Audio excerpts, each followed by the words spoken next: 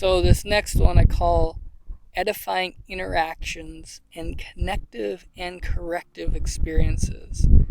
So I'm actually going to start backwards a little bit. Don't mind the motorcycle, I apologize. So, connective and corrective experiences. I may have mentioned this previously, but when I trained as a couples therapist, one of the things I learned that I was attempting to do in my office each time I had a couple is I was trying to help them have a change moment. A moment where the dialogue shifted and they saw each other different. They got new information and new perspective. And the way that I did this is I was creating the trust with me, and I was asking questions that sunk them into vulnerability, and they were sharing things with me that they couldn't share at home in front of their partner because they didn't feel safe, or they were locked in their anxiety or anger or whatever. And as a therapist, you're trained to kind of know how to manage these emotions and help people get underneath the emotion. And so this idea of a corrective experience came from me being a couples therapist, dealing with people's betrayals or addiction or trauma or all sorts of things that people experience.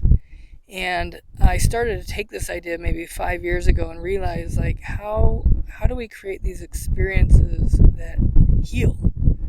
Now, when you think of a lot of the pain we have, it comes in the context of relationships, right? Where people have disappointed us or hurt us, and they've broken our trust or whatever.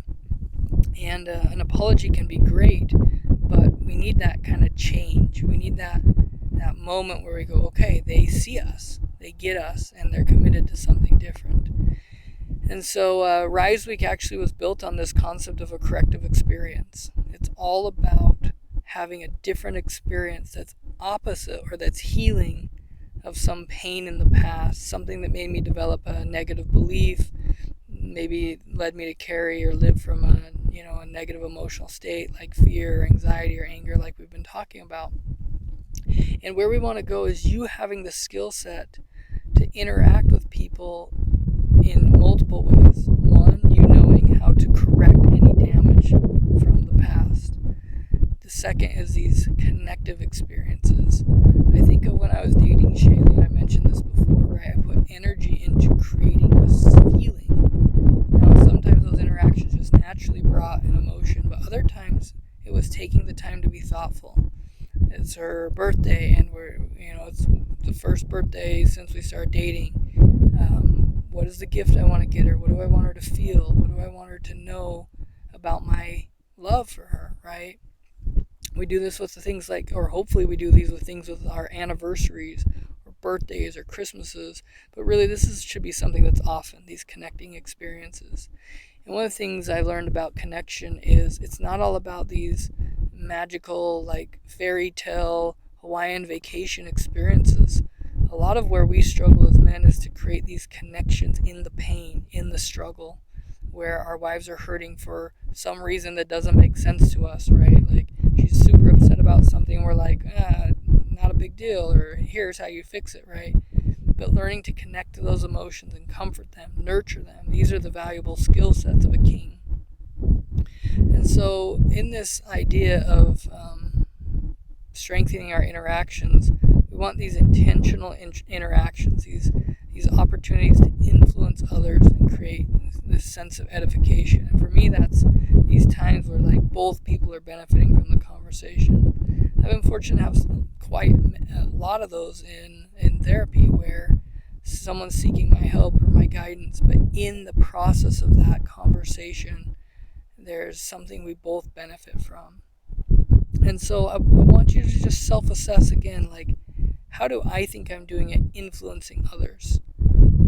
Are there situations in any of my relationships, marriage, my children, my parents, my siblings, co-workers, whatever, friends, where I want to create some correction, some healing, right? And then asking yourself, who is it that you really love, that you really value? And are you connecting to them? Are you taking the time to experience something beneficial with them? So Shaylee and I have fallen into this, like many couples at times, where the time we're spending together is like at the end of hard days, and like we're just kind of relaxing together, which is good. Like, we might be watching a show, maybe we're snuggling or holding hands or whatever, which is nice and it can feel connecting.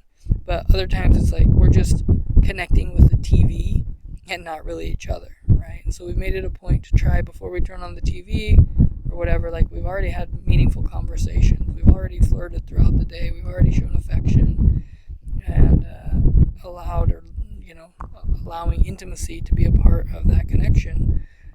There was a time, honestly, for a long time where I really struggled if we hadn't been intimate or hadn't had some affection to sit there and watch TV. It was why are we watching someone else's fake life when we could interact? And what I had to learn to do was not just seek sex, but to seek to know her, to see her, to be interested in her, to support her, to encourage her. And these are the things that I continue to try to do. I take time regularly, probably I would say daily, to go, how can I show Shaylee love? How can I show up in a way that says to her, you matter, you matter a lot. And so I encourage you, how are you doing with that? On influencing others on this skill set of creating experiences that correct past damage. How many of you have situations where you messed up a long time ago and it's still unhealed and you feel like you've tried everything? I've been there. So there's things that I've learned from working with other wives that help me in mine, and I'm excited to share those things for those of you who know that there needs to be some repair work. The common thing that men have to rebuild is a sense of safety, a sense of trust, and a sense of aliveness, not accepting mediocrity. And I'm not just talking your marriage. These can be with your children. These can be with others. Becoming self-aware. How do I affect others? How do others feel in my presence? Do people want to be around me, right? So we're going to take a look at this aspect of self, this ability to influence and create edifying interactions, whether they're healing or just ongoing awesomeness.